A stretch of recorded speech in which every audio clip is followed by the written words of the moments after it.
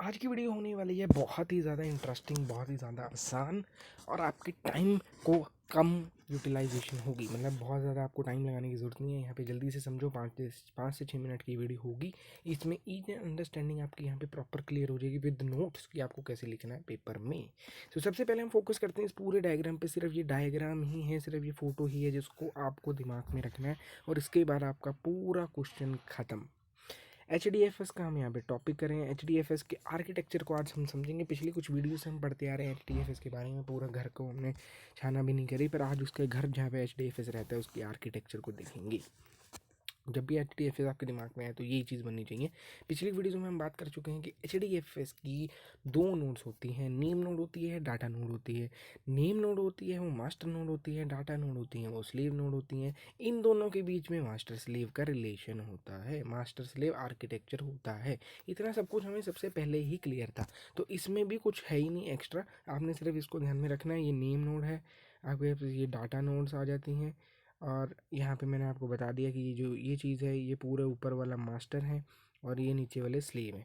अब बात में ध्यान रखने वाली क्या है, देखो नेम नोड है, नेम नोड जो होती है वो मास्टर होती है और डाटा नोड होती है वो स्लेव्स होते हैं। इन दोनों के बीच में मास्टर स्लेव का रिलेशन होता है।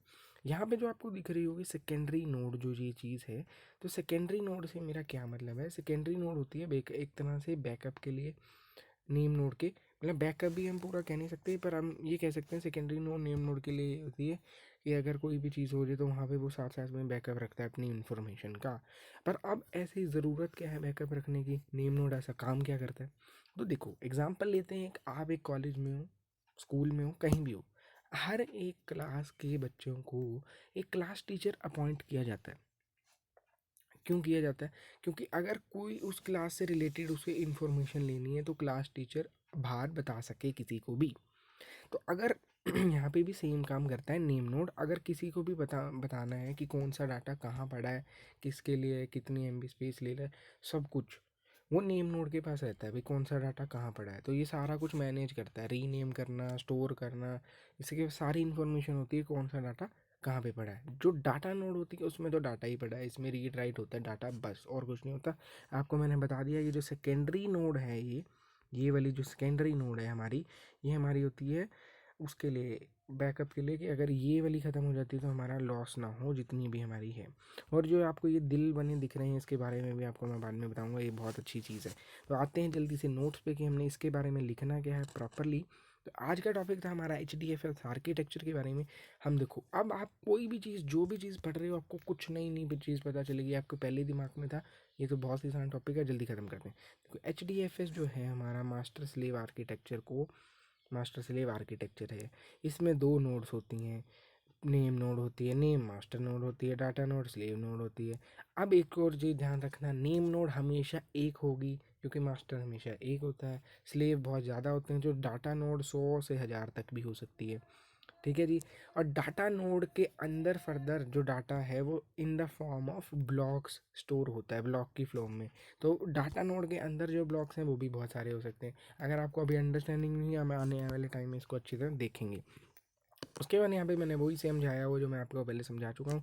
Other than this we have a secondary node which is there to increase reliability of the system. Reliability एक तरह से वही है कि अगर हम उस पर रिलाई कर रहे हैं, वो एक बार उड़ ना जाए तो हमारे पास डाटा फिर भी सेफ रहेगा, अगर हमारे पास बैकअप है। तो एक तरह से बैकअप का काम करती है हमारी नेम नोड।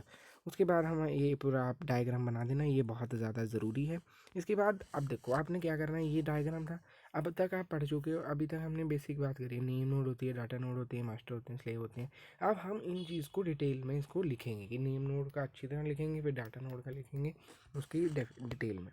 अब देखते हैं जी, नेम नोड क्या है, पता है हमें, it is a master node. कुछ भी नई चीज़ नहीं है, बार बार रिपीट हो रही है। The name node is a single node in the cluster that is the brain of HDFS। मैं अब आपको बता चुका, हडूप में जो भी HDFS है, HDFS की नेम नोड हमेशा एक होगी क्योंकि मास्टर एक होता है।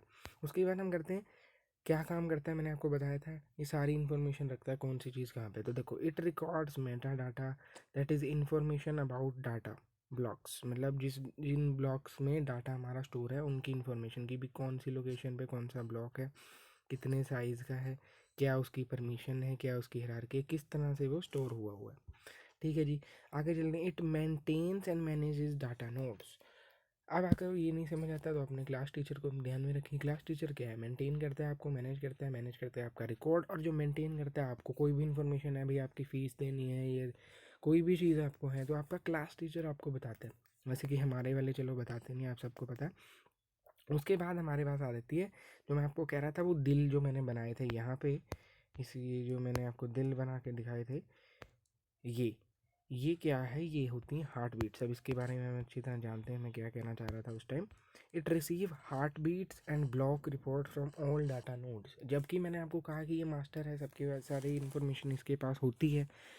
तो ये जैसे कभी भी हमने किसी को भी चेक करना है कि ये बंदा मर गया या जी रहा है, तो हम उसकी हार्ट बीट से चेक करते हैं। तो जो डाटा नोड होते हैं वो अपनी हार्ट बीट के सिग्नल भेजते रहते हैं कि हाँ जी हम जिंदा हैं बस। और अगर कभी वो ख़राब हो जाते हैं तो वो ब्लॉक रिपोर्ट भेजते हैं। तो ये इन्फॉर्मेशन आ जाती है नेम नोड के पास, और आगे से जब उसको पता चल जाती है ख़राब है तो वहाँ पे वो डाटा ही नहीं सेंड करता। ये सिंपल सा था। It simplify the architecture of the system. File कैसे स्टोर करनी है इसको सिंप्लीफाई कर देता है, क्योंकि हमारे पास इतना अच्छा कॉम्प्लिकेटेड नहीं बन रहा, सिंपल सा है।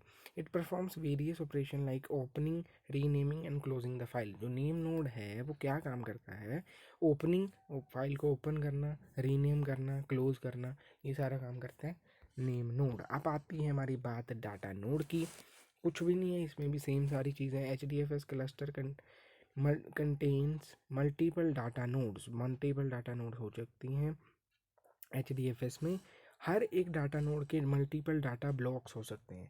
मतलब देखो, अब हमारे पास एक नेम नोड थी, एक डाटा नोड थी। अब डाटा नोड के अंदर भी फर्दर ब्लॉक्स होते हैं। ब्लॉक्स की फॉर्म में हमारा डाटा स्टोर होता है, जिसके बारे में मैंने आपको पिछली वीडियो में बताया था। अगर आपने वो नहीं देखी तो आई बटन पे क्लिक करके उसको देख सकते हैं। ब्लॉक का डिफ़ॉल्ट साइज़ 128 MB होता है, पुराने वाले का 64 MB होता है। तो वो चीज़ आप याद रखना, ठीक है जी। बहुत सारे डाटा नोड्स हो सकते हैं, डाटा नोड्स के अंदर फर्दर बहुत सारे ब्लॉक्स हो सकते हैं। अब these data blocks are use to store data. अब इनमें हमारा डाटा स्टोर होता है।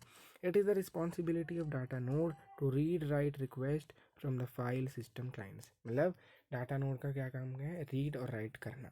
अब हम आते हैं आखिरी में मेन एग्जांपल पे, ताकि आपको प्रॉपर क्लियर अंडरस्टैंडिंग और हमारी वीडियो यहाँ पे ख़त्म हो। तो वही एग्जांपल है जो मैंने आपको पिछली वीडियो में दिया था। 380 MB की फाइल है, 128 में हमने ब्लॉक्स में डिवाइड कर दिया। अब आपको यहाँ पे दिखा देता हूँ। देखो, नेम नोड थी, डाटा नोड थी, डाटा नोड थी। अब डाटा नोड के अंदर फर्दर ब्लॉक्स है, तो यहाँ पे 128 MB, 128 MB, 124 MB। So that is it for this video guys. My name is Sudhanshu Sharma, signing off from CS crowd. अगर आपको ये वीडियो अच्छी लगती है लाइक शेयर कमेंट करना। जल्दी से हम बूस्ट अप करें सिलेबस को, आज खत्म करके ही मानेंगे। Thank you and have a nice day.